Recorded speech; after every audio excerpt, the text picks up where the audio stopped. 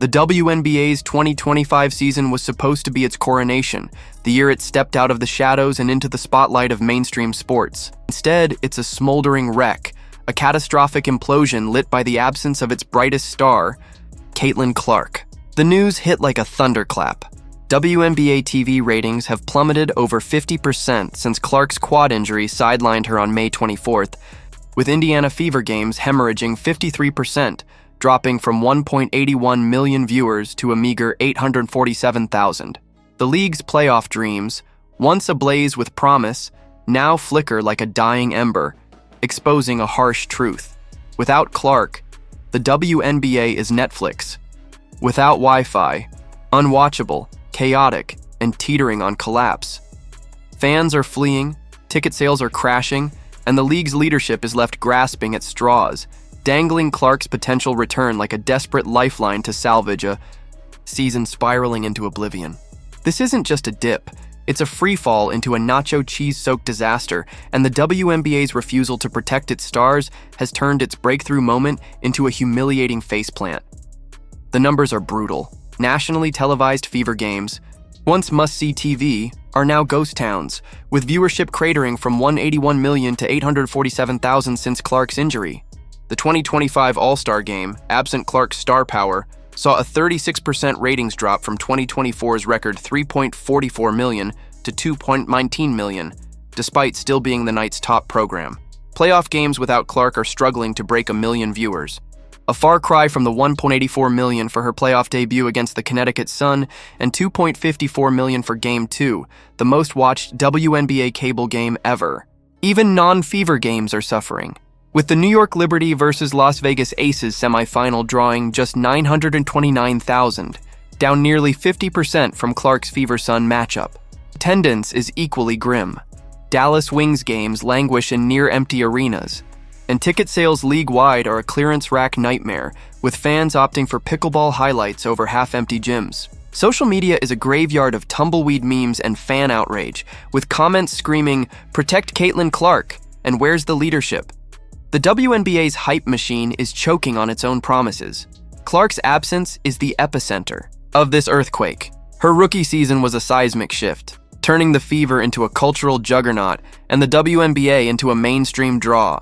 She averaged 19.2 points, 8.4 assists, and 5.7 rebounds while facing defenses that treated her like a human crash test dummy.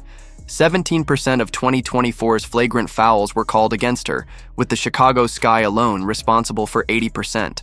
Her games drew 1.18 million viewers on average, triple the 394,000 for non-Fever matchups, and 36 of Indiana's 40 regular season games were nationally televised. Clark didn't just play, she redefined the sport, filling arenas and shattering viewership records.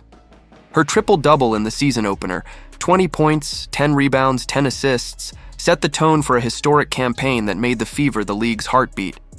But since her injury, the pulse has flatlined. Fans tuned out when Clark hit the bench, and the league's refusal to protect her has fueled a backlash that's louder than the referees' whistles. The officiating is a scandal in itself, a circus of inconsistency that makes games feel like a mix of rugby and WWE SummerSlam. Referees, seemingly plucked from a mall food court, call fouls with the precision of a magic 8-ball. One game, a shove is ignored. The next, a sneeze draws a flagrant. Clark's drives to the basket resemble episodes of How Hard Can We Smash? Her, with defenders body-checking her into the scorer's table while refs shrug. Play on.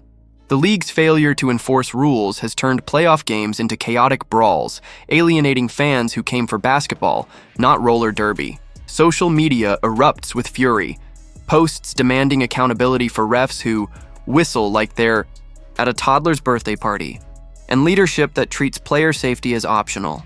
The Fever Sky game, followed by a baseless investigation into Clark's fans, only deepened the distrust, with no evidence found but the damage already done. Fans aren't just frustrated, they're abandoning ship.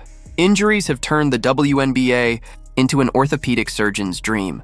Clark's quad strain, keeping her out since May 24th, is just the start. Sophie Cunningham's MCL surgery and Sydney Colson's ACL tear gutted the Fever's roster, while Angel Reese's mid-season exit, quitting. rather than risking more tackles. Felt like a referendum on the league's dysfunction. Players are dropping like flies in a heat wave, and the commissioner's office seems to sigh in relief with each casualty, as if one less star simplifies their PR spin.